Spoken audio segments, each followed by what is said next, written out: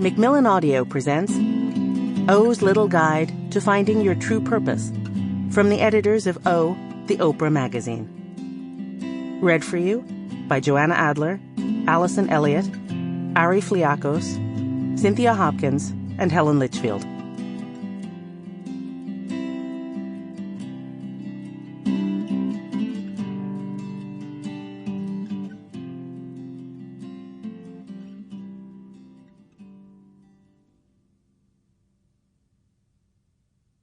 We're all called. If you're here breathing, you have a contribution to make to our human community. The real work of your life is to figure out your function, your part in the whole, as soon as possible, and then get about the business of fulfilling it as only you can. Oprah Winfrey. Stirrings. Sometimes you hear a voice through the door calling you. This turning toward what you deeply love saves you. Rumi.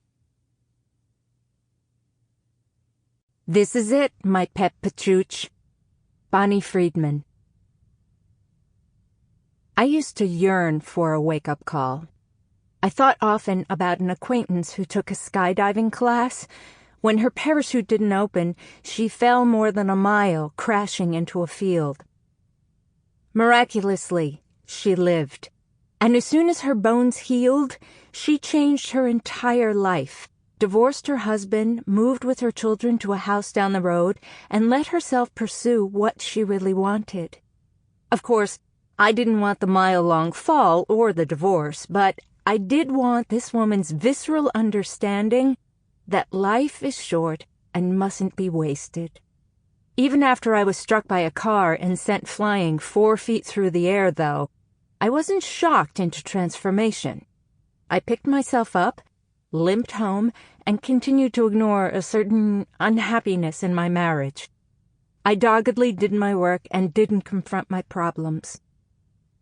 A few years later, when my sister, who had been ill for decades with multiple sclerosis, passed away, I felt surprisingly little. I'd been saying goodbye to her for a long, long time. But at the funeral home, something happened. Come here, the rabbi said, drawing my family into a side room. My glance fell on a simple pine box.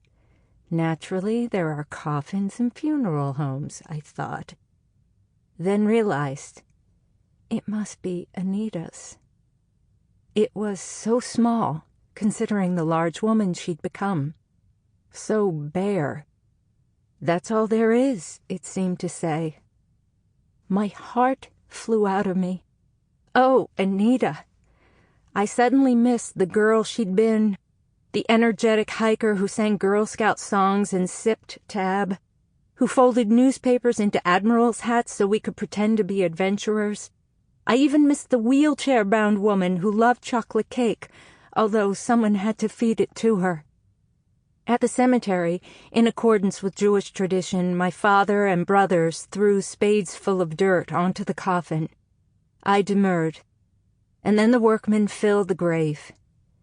It struck me as barbaric and mind-boggling to stand there while they actually buried Anita.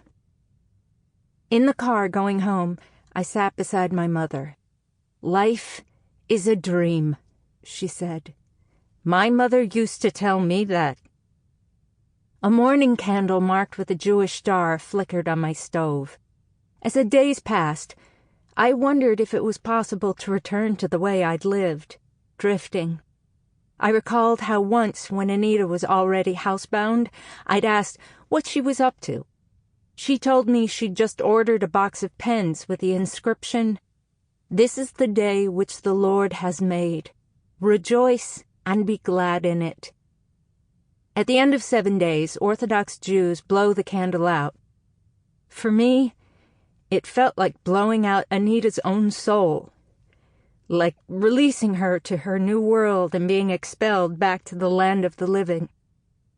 I took a slow walk around my Brooklyn block and saw for the first time that even the street of Sample complete. Ready to continue?